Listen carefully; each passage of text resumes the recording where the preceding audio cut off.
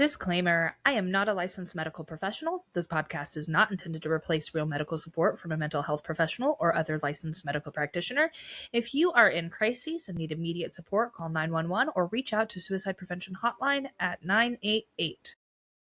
Hello, and welcome to Dare to Talk, where we strive to bring some positivity to your day. I'm Dare. Let's talk. Before we get into the meat of this episode, I am going to invite you to join me for a mindful moment. This week, we are going to revisit and practice a mindful grounding technique that we touched on in the last episode, and that is our 5, 4, 3, 2, 1 grounding technique. It gets our senses engaged. It helps us come back to this moment that we are in and can be very, very beneficial for people if they are experiencing times of heightened anxiety or if they are feeling like they are going to disassociate, which is something that people with certain mental health disabilities do. This can be really, really beneficial to bring them back, help us ground, and get ourselves back into the present moment. First, I'm going to invite you to get into a comfortable position.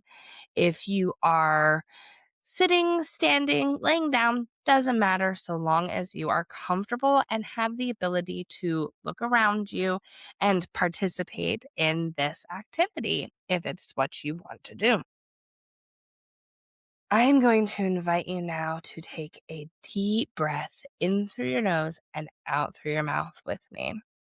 Let's breathe in slowly. I'm going to breathe in for a count of 4. Ready? Breathe in.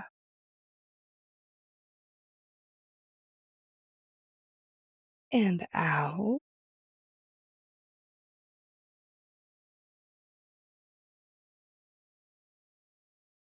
The first thing that we are going to do is we're going to look around and say 5 things that we can see in our environment. For me, I can see a Monster Energy drink can. I can see my cell phone sitting in front of me. I can see my headset that I use for gaming. I can see my camera sitting up on top of my screen.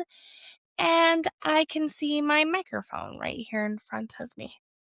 What are 5 things that you can see? Then I'm going to take another deep breath in through my nose, out through my mouth.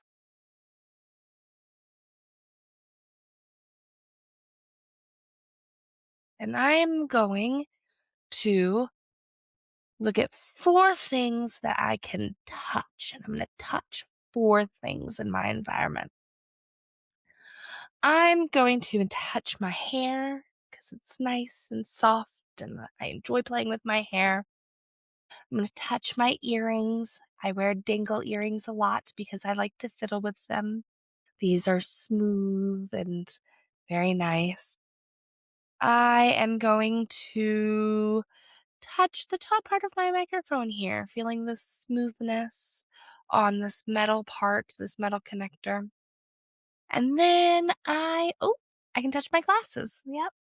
I have something with smooth objects today. I like smooth objects today. So those are 4 things I'm touching: my glasses, my hair, my earrings, and part of my microphone. What are 4 things in your environment that you can touch, that you can feel? How do they feel? Are they smooth? Are they rough? Are they hard? Are they soft? Are they pliable? Are they stiff? Think about how they feel as you're touching them. Then I'm going to take another deep breath in through my nose and out through my mouth.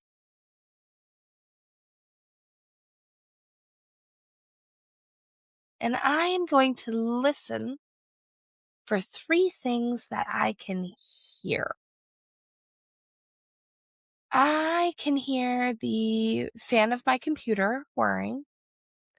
I can hear the sounds of people in the house moving around. And I can hear my cat moving around right now. She has not been very settled. Oh, and her meowing. She's not been very settled since we've got here. Those are the three things I can hear. What are three things you can hear? Are they quiet? Are they loud? Focus in on them. See if you can figure out where they're coming from. Then I'm going to take another deep breath.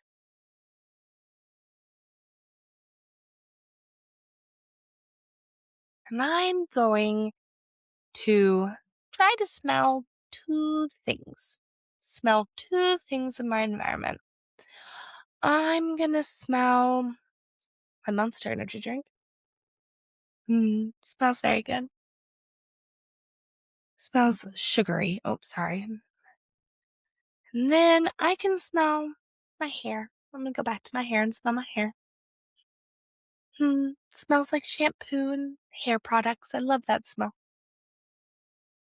What are two things that you can smell in your environment around you? Do they smell good? Do they smell bad? And I'm going to take one more deep breath.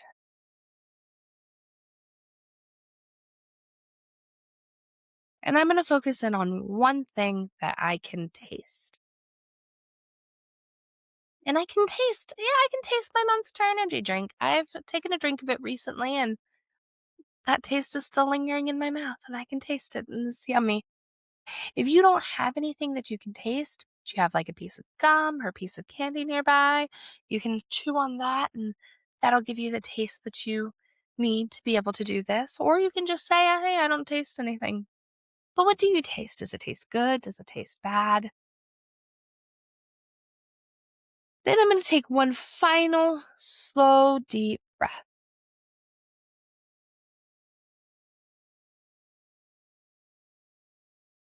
And I'm going to check in with myself, and I'm going to see, do I feel grounded? Do I feel steady? Do I feel like I am here in this moment? For me, I do. If you don't, you can take another breath and do the exercise over again as many times as you need to feel grounded and present in the moment. The last time I did this exercise, I did not take a deep breath in between each thing. I just went 5 things I could see, 4 things I could touch, 3 things I could hear. The deep breath makes the exercise last a little bit longer, makes it deeper, more mindful, and more deliberate.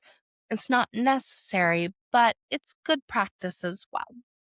So that is our 5, 4, 3, 2, 1 grounding technique, engaging all of our senses and making us present in the moment. And now we can get into the rest of the episode. And I'm very excited about today's episode because we are talking about exercise. And we are finally moving into our stress management techniques.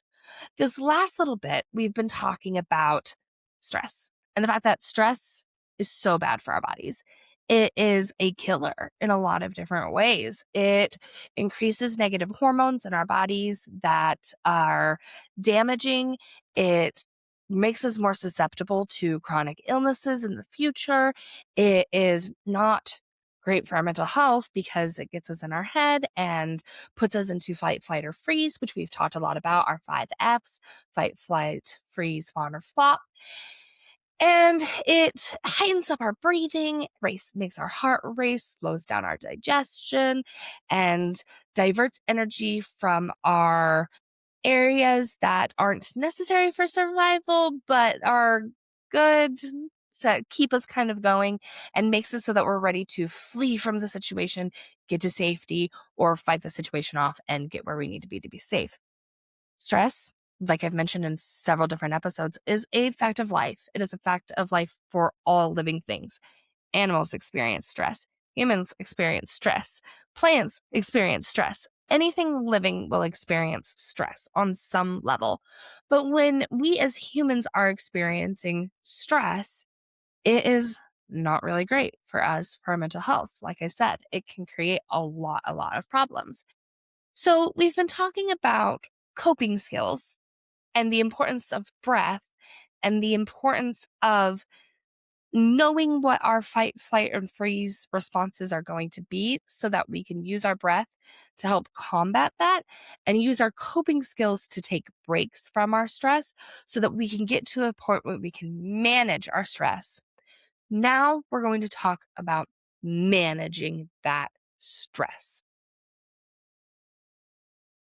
Stress management can be broken down into many different little things that we can do every day so that when stress comes into our lives, we are already prepared and we have our skill sets already in action.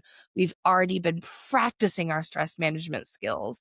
And so we can fall back onto those stress management skills and do the things that we need to take care of our bodies, to take care of ourselves, to mitigate a lot of the harmful effects that stress can have on us.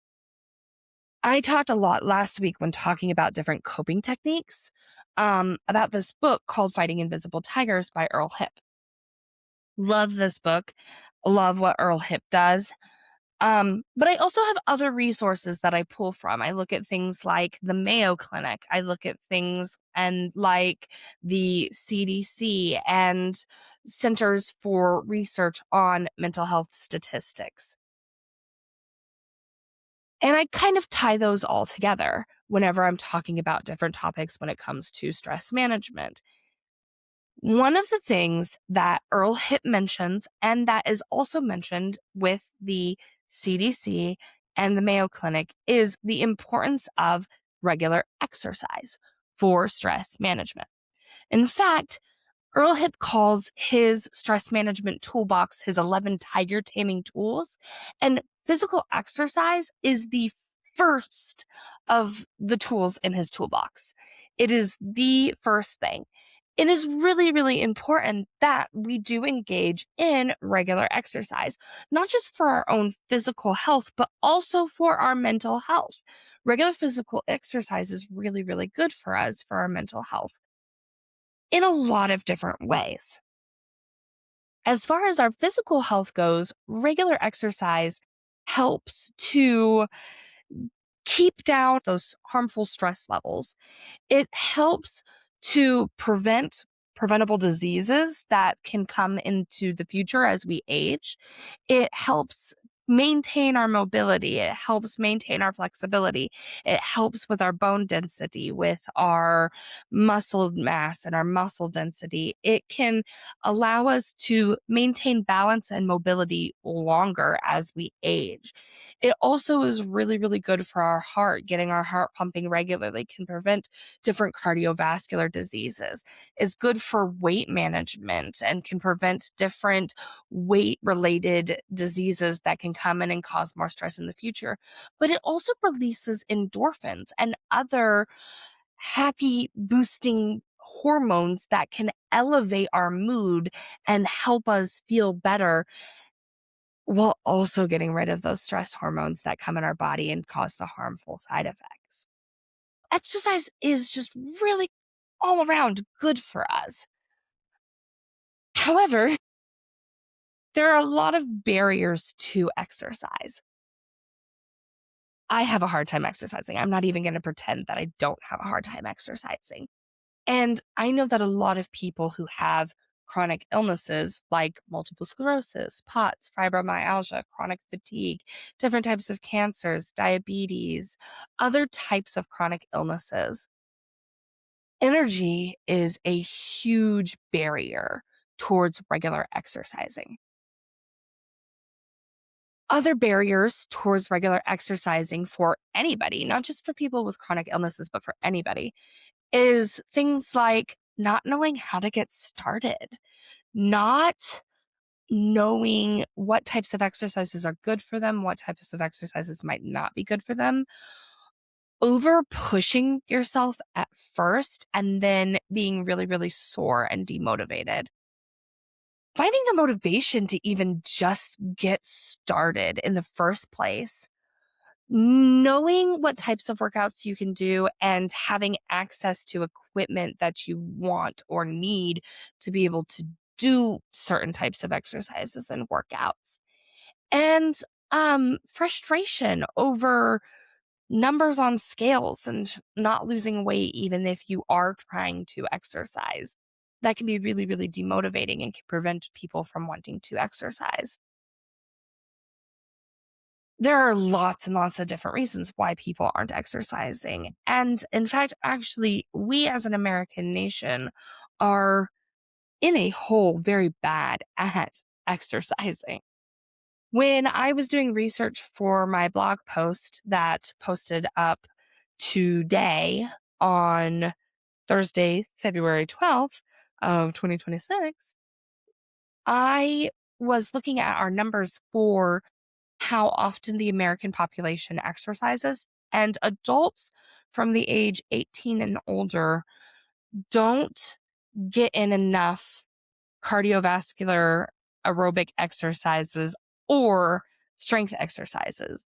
When looking at the number for both cardiovascular and strength exercises, only about 24.2% of American adults meet the guidelines for physical exercise in strength and aerobics.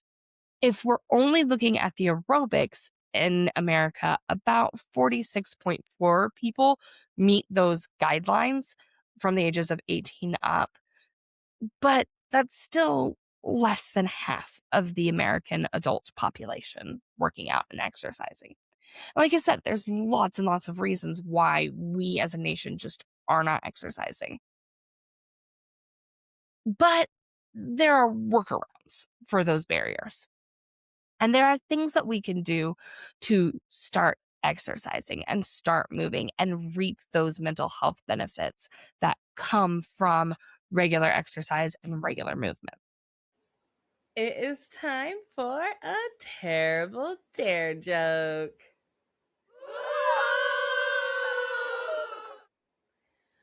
Why did the man start doing bench presses? Because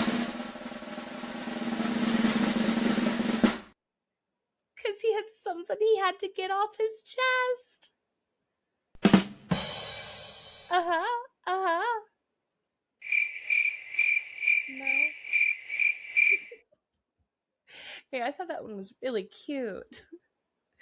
If you have a terrible dare joke that you would like to submit for consideration in one of these episodes, email them to me at dare@daretotalk.blog or at daretotalk4@gmail.com.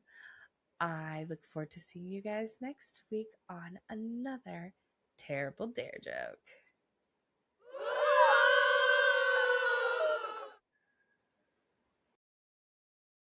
For my people like me who struggle with energy conservation and needing that energy in those spoons, one of the things that I have noticed and that I have seen is the fact that it is important to be consistent.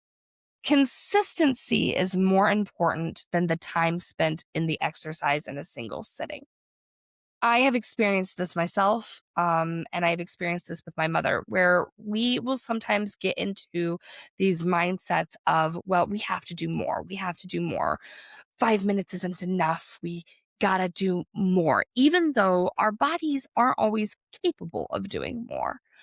In this last year, I've been really, really struggling to feel like I have enough energy to exercise. And I've been really struggling with people who, when I told them how often or how much time I was spending exercising, were really kind of judgmental about it and laughed about it because they were like, well, that's just not enough time.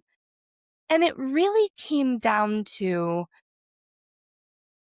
if I can spend 5 minutes a day walking or 5 minutes every other day walking, then eventually I'm going to be able to push up to that 10 minutes a day and that 15 minutes a day and that 30 minutes a day, which is my ultimate goal.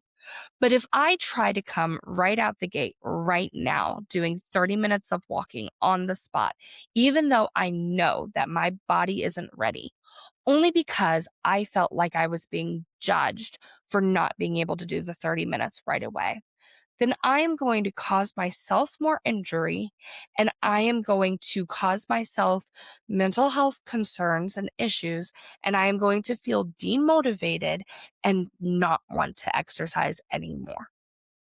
But if I can get through that judgment, then eventually I will get there, and eventually I will say, hey, I did it. I had the progress. I stayed consistent. And now I'm up to those 30 minutes. But I started at 5 because 5 is where my body was at and it's what I could do.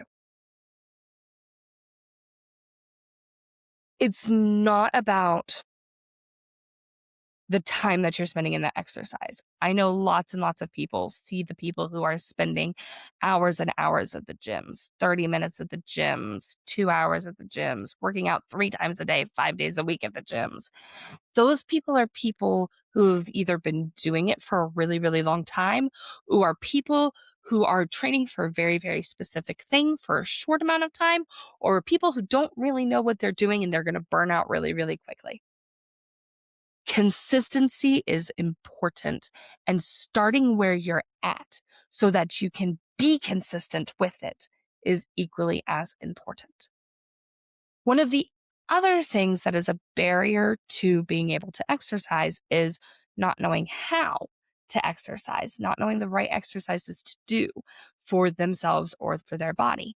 I know that when I first start exercising, I would go to do a lot of research on what the best exercises are. And there's so much information out there on the internet about what the best exercises are, how long you should be doing those exercises, these different programs that worked for some people and that are touted as the best scientific exercises to do for weight loss at any given time. All of that information can be really, really confusing and can be really overwhelming and can cause more of a problem when it comes to trying to just get started in exercising. Oftentimes, if I'm talking to people who are trying to start exercising for the first time, I would highly, highly recommend talking to your primary care providers, talking to your physicians, and figuring out which exercises are going to be appropriate for you at your skill level, or starting off with very, very low impact exercises. Things that might feel like they're a little bit too easy before you start them, but then when you start them, kind of make you start sweating and will surprise you at how difficult they really can be. I have found walking out in nature, outside, to be a really good place for me to start. Just a 5-minute walk every other day, once a week, twice a week, 3 times a week, as much as I can. 5-minute walks get me out the door, get me going. But I know that some people, I came from Alaska, other people come from areas that are really, really cold environments with lots and lots of snow, or environments where it's not necessarily walking friendly. Walking might be a little bit difficult. There are YouTube videos that you can find of exercises that you can do at home that are also low impact and require absolutely no equipment. Some really good low impact exercises that are surprisingly difficult sometimes when you're just starting out, but that are really, really good for you on not just an exercise level, but other levels as well, are things like yoga, Tai Chi, and Qigong. Those types of exercises can be found in abundance on the internet, on YouTube, for free, for various different fitness levels and for various different amounts of time. If you only have 5 minutes to exercise, if you only have the energy to do 5 minutes to exercise, there are videos for that in all of those low impact areas that I just mentioned. If you have more energy and the capability of doing more, there are videos for that. There is chair yoga There is Qigong and Tai Chi for elders, for people who have mobility. There is exercises that help with flexibility. And if you want to get away from Tai Chi and yoga and Qigong and do other exercises, there are also strength exercises and high intensity interval training exercises that you can find on YouTube for free for various different times that you can do at home, no equipment. So that's one way to get around the barrier of not having equipment, not knowing what you're doing, and not being able to go to a gym or get out into the wilderness and walk. Other people have barriers related to just finding the motivation. It's really, really hard to feel motivated to exercise when you're just starting out, and really, really hard to find sometimes the will to keep pushing through the days where you just don't want to. I have found for myself in those moments that having an accountability buddy can be really, really beneficial. And I know that in some of the research that I've done, those accountability buddies do make a difference. But yeah, those accountability buddies can be really, really important. I strongly, strongly recommend if you are going to use an accountability buddy that is a friend of yours, that you use somebody who is active more frequently, who's already established in their workout routines, who is willing to take you along with them and get you out the door, and who isn't going to be as affected if you are having a hard time going. They'll be able to go without you. I have found a lot of times for myself and for people in my environment, people that I know, people in my life, when they have tried to have accountability buddies, they have started with other people who are also just starting out. And when one of them fell off the wagon, both of them fell off the wagon. When my friends fell off the wagon and I'm relying on them to try to get me out the door, then that's not a very effective motivation for me to get out of the door. So I really, really strongly do recommend finding somebody in your friends group who's already active, who has been well established for a while as being already active, who can take you along with them, and who isn't going to judge you for starting at your level, but who is going to motivate you and bring you up and be there with you, helping you get into a better, stronger, more physically fit level. If you don't have friends who are already active, who are able to be good accountability buddies for you, you can make friends. There are lots and lots of different public groups that you can get together with to help you find the motivation to go and exercise. Even in smaller, more kind of rural towns, there are sometimes meetup groups and other things that you can do to get your exercise in for free. I know that when I was living in Alaska out in the valley, we had the walking and running clubs that met in Palmer a couple of days a week that you can sign up to be a part of that group and go and meet up with that group and get motivation to walk or run every couple of weeks for a certain period of time over the summer. I know also there are Facebook groups that have a lot of focus on exercising and motivating each other to exercise.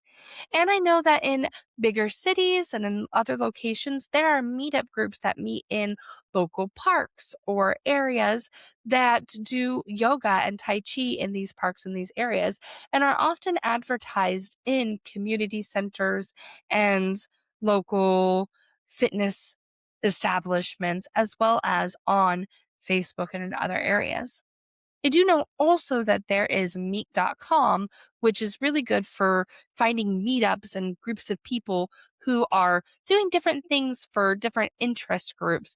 And there are meetup groups for physical exercise, for walking, for Tai Chi, for yoga, for water aerobics, for other low impact exercises that people might be interested in doing. So those are really good ways to reach out to make friends, to find accountability buddies who can help you get moving. And they also help kind of in the social aspect of mental health. And so it's two birds with one stone. One thing I do want to touch on as being a barrier to getting in regular exercise is demotivation when looking at the scales. A lot of times people are exercising and trying to start exercising for weight management. And that is a really big motivation for exercise. It is a really good thing to have your health and your weight kind of in mind. But if you are exercising for weight management and you get up on the scales and you're looking at the scales every day, several times a day, and the scale isn't moving, that can be something that is really, really demotivating and really negative for our mental health and for our body image, for our self image, and for our confidence levels. It can be difficult to want to keep going if we're not seeing the results we think we should be seeing. And so sometimes that scale can be a little bit of a double-edged sword of, yes, we want to know what our weight is. We want to know if we're healthy or not. But also, if we're not seeing it move, then what's the point of continuing to exercise? I had that problem a lot a couple of years ago whenever I really, really was wanting to try to get back into a pre-military shape. And I remember looking at my scale, and I remember at the time when I was much, much younger, because this was back in like 2015 that I did this, I would lose 3, 4, 5 pounds in a 2 to 3 day period. And I wasn't being particularly healthy at the time, but I remember losing that weight really, really quickly. And so a couple of years ago, when I went to go get back on the scales and was exercising, and I would look at my weight and see that it moved maybe a pound or that I'd gain a pound or two every here and there, that was really hard. It was demotivating, and I just didn't want to keep going. I didn't want to keep doing it. And so I did a little bit of research and I did a little bit of searching, and I found that a lot of other people on the internet really struggled with that as well. And they really had a hard time with thinking of the scale as an enemy and getting on that scale and having anxiety. And every time they had to go to the doctor's office and get on the scale, it just hurt their heart a little bit, stressed them out. It sent them into those 5 F's, and it made it so that they didn't want to keep having to deal with that and just caused a little bit of a spiral. And so, what they did to combat that and get them the motivation to keep working out and not worry so much about their weight was they just put the scale away. They put it up in a place that they couldn't get to it easily and said, I'm not going to do that anymore, and stopped looking at the numbers on the scale. And when I did that, I found that it made a lot of a difference because I stopped going off of what the numbers said and started going off of the way that my body felt. My body felt better when I was exercising, regardless of what the scale said. My body felt better when I was exercising, and I wasn't so worried about those numbers. I became more worried and more focused on just doing it because it was the good and right thing to do, and doing it because it increased those endorphins and gave me that sense of accomplishment, regardless of what my scale said. The reality of that is that weight is just a number. Well, yes, it does matter in the terms of we want to be a healthy weight. We don't want to be obese. We want to have good physical heart health and good physical body health. Everybody's body is different. And there are lots and lots and lots of people in this world who, no matter how much they work out, how well they eat, how much effort they put into losing weight, will struggle with losing weight. We don't want to worry about the numbers on the scales because that's not the final overall indicator of us having good health. The final overall indicator of us having good health is, how does our body feel? Is our heart healthy? Are we getting it moving? Are we getting it pumping that blood? And are we being consistent with what we are doing to keep our body healthy and make those changes? Weight, yes, is important to an extent, but everybody's healthy weight is different. Everybody's ideal weight is indifferent or is different. I know that for me, when I was at my lowest weight, which is technically for my body, the correct weight was about 165 pounds. I'm 5'5". I couldn't maintain that weight because for my body personally, my physiology personally, 165 is too skinny. My body doesn't like being at 165. I was at 165 pounds for a day, and then I started gaining weight again really, really quickly until I got about 180 pounds, and then I leveled out. 180 pounds for my body is about ideal. But for 5'5", that's obese. That's a little bit above weight. So I really had to take a second and say, hey, it's not about these numbers. It's not about the number on the scale. It's not about my weight in pounds or kilograms or whatever it is that you're looking at for weight. It is about, am I moving? Am I exercising? Am I maintaining my flexibility? Am I maintaining my muscle mass and putting on those healthy muscles that are going to help me stay healthy as I get older? Am I maintaining my balance? Am I maintaining my bone density? Am I doing the things that are good for my body as I age? And am I doing the good things for my body, for my mental health? There's also the barriers of finding the time to exercise, and that can be really, really hard to find the time. I know that a lot of people will try to schedule it into their day. When I was the most consistent with it, it was right after work. I'd get off of work, I'd go to the gym. That was my sacred workout time. I took me a while to establish that routine and to get into that routine. I have broken that routine, and getting back to it has been very, very, very difficult. And that was a routine that I had several years ago. I have not ever really been able to get back to that successfully. But I know that a lot of people do have success having these routines, staying consistent with them. And they find that when they get started in their routine, it's easier to keep up with the routine. Other times, though, we don't have enough time to be able to do those routines in the days very consistently, or that our schedules are so flexible that having that routine time is very, very hard. So it's important that we find little things that we can do throughout the day that we can do to exercise. Like when we have a small break, taking the stairs instead of the elevator, or walking around the hallways of our establishment, if that's something that we can do without getting in trouble. Finding little moments throughout the day to exercise, or incorporating exercise into our hobbies that we do, such as gardening or dancing around our living rooms or other things like that, that naturally get us exercise in without us having to think about it too much. The down and dirty of it, the nitty gritty of it, is that exercise is really, really important, and that it is one of our first kind of things that we can do when it comes to stress management. It makes us feel good. It releases from our bodies these stress hormones, these cortisol levels that can cause harm to us. It gets rid of those to a certain extent. It is a confidence booster when we are feeling better because we are exercising more.